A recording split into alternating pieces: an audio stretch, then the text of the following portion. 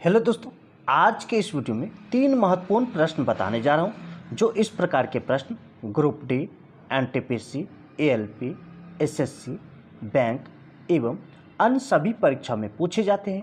तो वीडियो को अंत तक जरूर देखिएगा, बहुत ही मजा आने वाला। तो चलिए प्रश्न की ओर चलते हैं। देखिए प्रश्न है, यहाँ पर देखिए इस सभी का यहाँ से यहाँ तक इन सभी का पावर 0 है प्लस 8 कह रहा है कि मान ज्ञात कीजिए। ध्यान से समझिए, किसी भी संख्या का अगर पावर 0 होता है तो उसका मान क्या होता है? 1 होता है।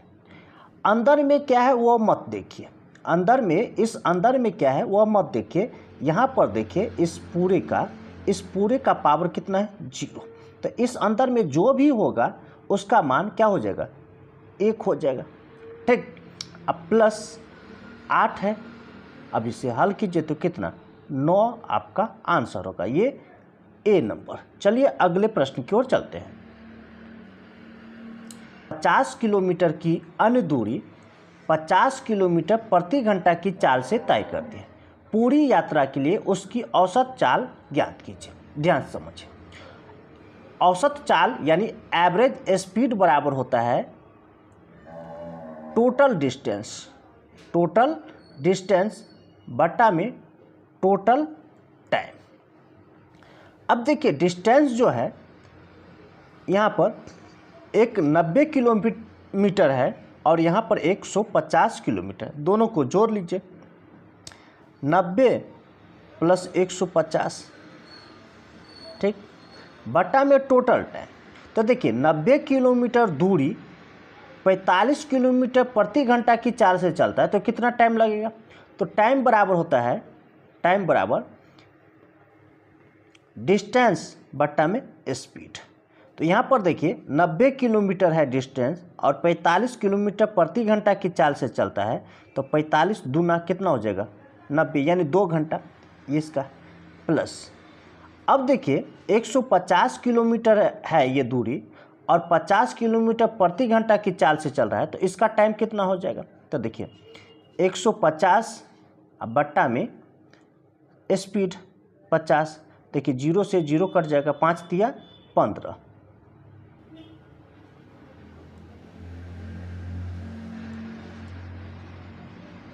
देखिए 50 यानी 0 से 0 कट गया, 5 दिया 15, यानी यहाँ पर 3 घंटा लगा। तो ये 3 घंटा यहाँ पर रखिए।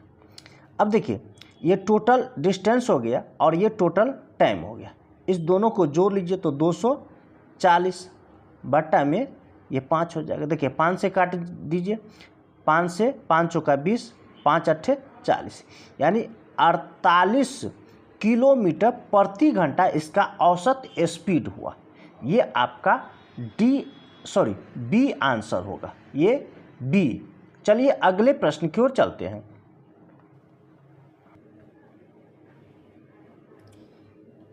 एक बेईमान दुकानदार चावल को 95 रुपया प्रति किलोग्राम के क्रय मूल्य पर बेचने का दावा करता है, लेकिन वह जिस बाट का प्रयोग करता है 1 किलोग्राम लिखा होता है, जबकि वास्तव में उसका वजन 950 ग्राम होता है।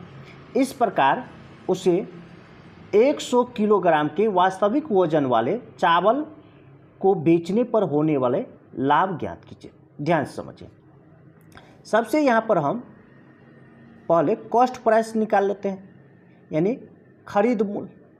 तो 100 केजी चावल खरीदा है ना, कितना खरीदा है? 100 केजी चावल। तो 1 केजी का 95 रुपया, तो 100 केजी का कितना हो जाएगा? दोनों को गुना कर लेंगे तो 9500 हो जाएगा। 100 को और 95 को गुना कर लीजिए।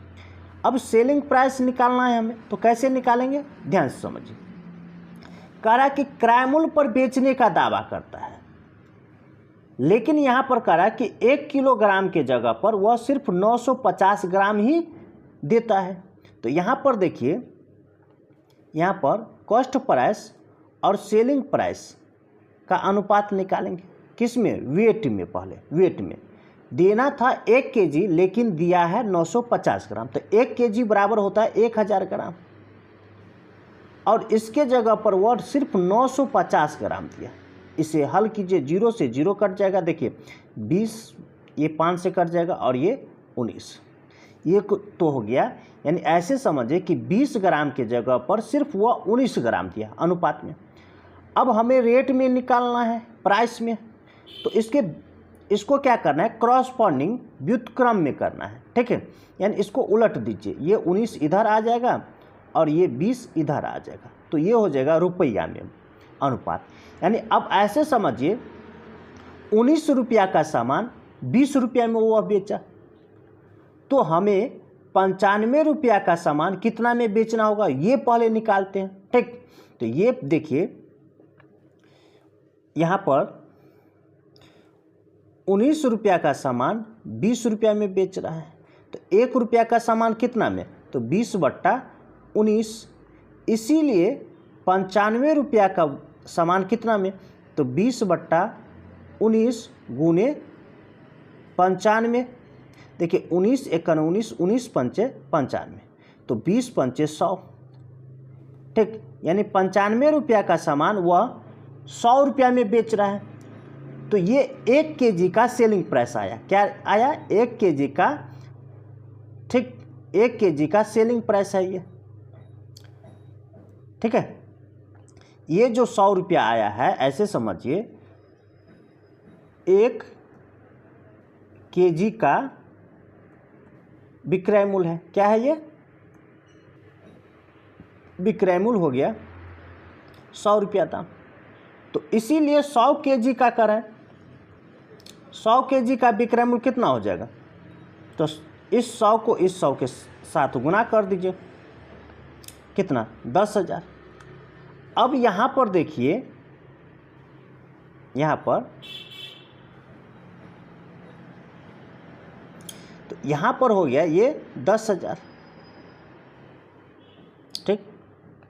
कह रहा है कि वास्तविक वजन वाले चावल को बेचने पर होने वाला लाभ, क्या लाभ। देखिए अब ऐसे समझिए कि खरीदा है 9,500 में और बेचा है 10,000 में, तो कितना लाभ हुआ, ठीक। यहाँ पर देखिए कम में खरीदा है, ज़्यादा में बेचा है, तो लाभ हुआ। तो लाभ में क्या करते हैं, सेलिंग में से कॉस्ट प्राइस घटा लेते हैं।